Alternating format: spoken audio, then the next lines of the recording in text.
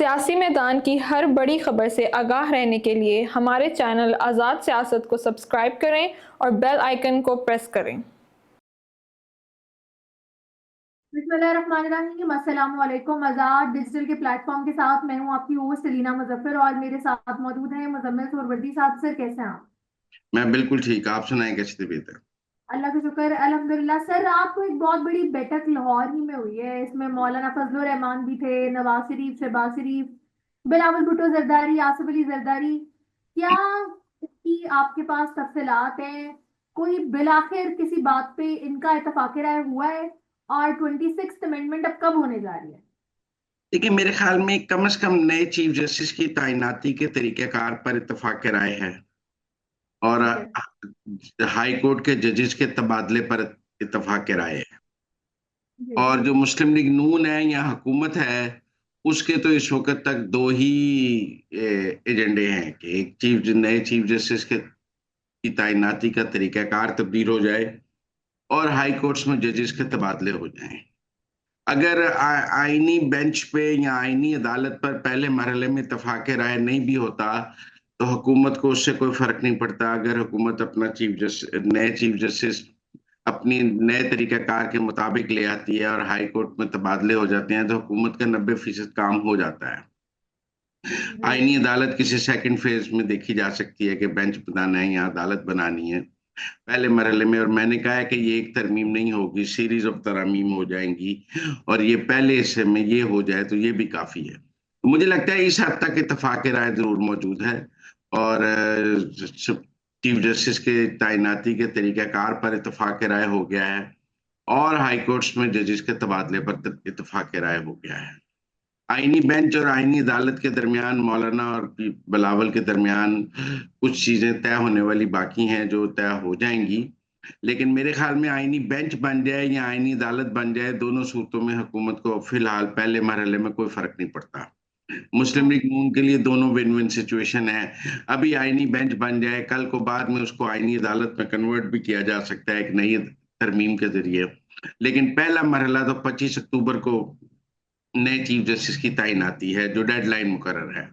तो अगर वो चीजें सेटल हो जाती हैं तो बाकी चीजों को तो 25 अक्टूबर के बाद भी देखा जा सकता है, नवंबर में भी देखा जा सकता है, दिसंबर में भी देखा जा सकता है, बाद में भी देखा जा सकता है। अभी तो जो डेडलाइन चीफ जस्टिस की तैनाती की है उसके लिए इस तरमीम की डेडलाइन समझी जा रही है कि 25 अक्टूबर से पहले होगी।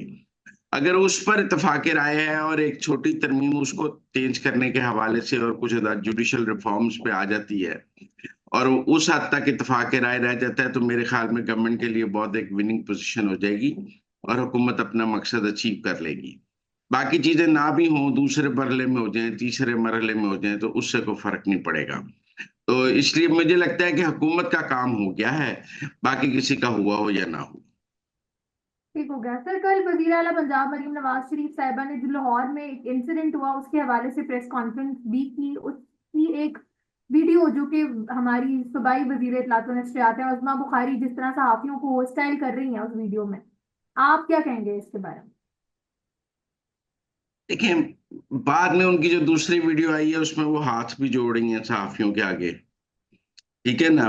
पहली वीडियो में कोई और बात है और फिर जो उन्होंने पूरा क्लिप डाला है उसमें वो सहाफियों के आगे हाथ भी जोड़ रही हैं। तो बहरहाल एक वजीर इत्तलात उन्होंने फ्रैंकनेस में जर्नलिस्टों से ये बात की है। मैं समझता हूँ कि ये बीट रिपोर्टर्स के और उनके दरमियान एक ताल्लुकात होते हैं। मुझे नहीं लगता कि ये बात उतनी सेंसिटिव थी जितनी बना दी गई है और आधा क्लिप बना दी गई है। मैंने खुद बीट रिपोर्टिंग की है। बीट रिपोर्टर्स और पार्टी के मिनिस्टर इंफॉर्मेशन, सेक्रेटरी इत्तलात के दरमियान नरम गरम ताल्लुकात चलते रहते हैं, खबरें चलती हैं, नहीं चलती हैं, मजाक भी चलता है, लड़ाई भी चलती है। ये पार्ट ऑफ दैट है। मुझे नहीं लगता कि इसको को इतना सीरियस लेना चाहिए जितना सीरियस लिया गया है। ये वो बाद में हाथ भी जोड़ रही हैं उनके आगे कि मैं आपके आगे हाथ जोड़ती हूँ। तो जब वजीर इत्तलात हाथ जोड़ने लग जाए तो फिर तड़ी तो नहीं लगा रहा होता। तो मैं इसको और कॉन्सेप्ट में देख। सही है। सर शाह महमूद कुरैशी साहिबा की बहू, उनका एब्डक्शन, फिर उसके बाद उनका घर वापस जाना, ये क्या है? देखिए, मुझे कोई ज्यादा हकायक तो पता नहीं है। अब मैंने कहीं सुबह पढ़ा है कि जैन कुरैशी साहब को अबडक्ट कर लिया गया है। मुझे लगता है कि पीटीआई के एमएनए खुद ही गायब होकर फिर खुद ही अबडक्शन की बात कर लेते हैं। ये तो गलत बात है ना। ऐसे क्यों वो खुद को गायब करेंगे और क्यों वो बाहर वापस आएंगे सर? इस वक्त पीटीआई के ज्यादातर एमएनए तो खुद ही अबडक्टेड है ना केपी में। उन्हें उन्हें क्या जरूरत पड़ी हुई है वो खुद गायब हो? बताए ना उन्हें क्या जरूरत पड़ी है।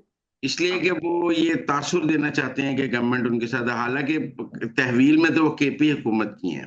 आप खुद बताएं, सारे एमएनए और सेनेटर्स केपी में मौजूद हैं या नहीं है? तो मौजूद है तो इसका ये मतलब नहीं कि उन्होंने खुद को गायब किया हुआ है, मौजूद है वो वहां पे। मौजूद। मौजूद होना और गायब होना बहुत फर्क है। लेकिन जब अगर आप एक मिनट इस्लामाबाद बड़ा में नहीं है, सेंसिटिव इशू है, आप गायब हैं। किसी की देखिए, बहू को ऐसे गायब करके दोबारा जो है अटैक किया जाए पर्सनली, तो सर काबिल मजम्मत है।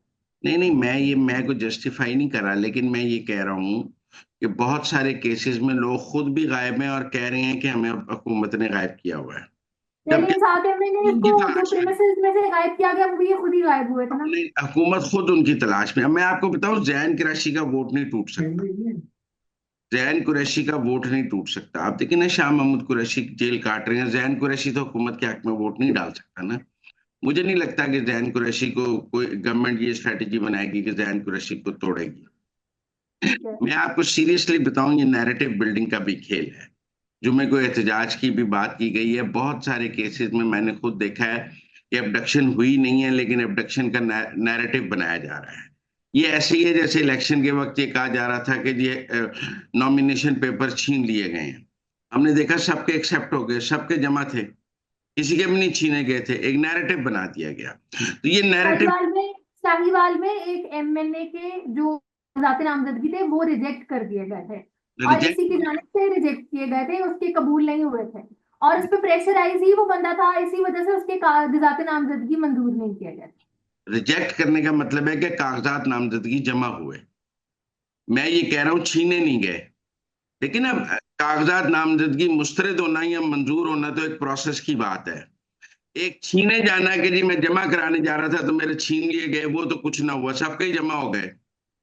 जो नैरेटिव तो ये बनाया जा रहा था कि जी कागजात नामजदगी छीन लिए जाते हैं, तो छीने तो किसी के भी नहीं गए, सबके जमा हुए। सबके फिर बल्कि इन इंतखाबात में तो हमने देखा इश्तिहारियों और मफरूरों के कागजात मंजूर भी हुए। उन्होंने कानून के सामने सरेंडर नहीं किया और फिर भी उन्हें इलेक्शन लड़ने की इजाजत दी गई। लिहाजा मैं यही कह रहा हूं कि ये नैरेटिव बिल्डिंग का खेल है पीटीआई का। हम उस नैरेटिव बिल्डिंग के खेल का शिकार नहीं होना चाहिए। ये एबडक्शन को भी इस वक्त नैरेटिव बिल्डिंग के लिए इस्तेमाल किया जा रहा है। कौमी असेंबली का इजलास होगा, सारे एमएनए वहां मौजूद होंगे। पहले भी जो गिरफ्तार हुए हैं उनके प्रोडक्शन ऑर्डर जारी किए गए हैं। मुझे लगता है अब भी कोई गिरफ्तार होगा तो स्पीकर उसका प्रोडक्शन ऑर्डर जारी कर देंगे। कोई अबडक्ट होगा तो उसका भी प्रोडक्शन ऑर्डर हो जाएगा। लिहाजा मुझे नहीं लगता कि कोई गवर्नमेंट एबडक्शन करके कुछ नहीं हासिल कर सकती। आप किसी को गायब करके उसका वोट नहीं ले सकते। वोट बिल्कुल आप ऐसे। कन्विंस करके या और तरह ले सकते हैं। तो मुझे ये नैरेटिव बिल्डिंग का पीटीआई का खेल लगता है। वो एक नैरेटिव बनाने की कोशिश करते हैं और अक्सर ऐसे मौकों पे, मतलब मैं आपको बताता हूँ, 9 मई के जो खवातीन गिरफ्तार हुई उनके बारे में ये कहना नहीं शुरू कर दिया था कि सारी रेप हो गई हैं। उन्होंने हाँ खुद साफ है। अपनी वजाहत दी कि हमारे साथ कुछ नहीं हुआ। वो भी नैरेटिव बिल्डिंग का खेल था। वो सारी खवातीन रेप हो गई थी जेलों में, आपका ख्याल है उनको रेप कर दिया था जेलों में? नहीं, नैरेटिव बिल्डिंग का खेल था।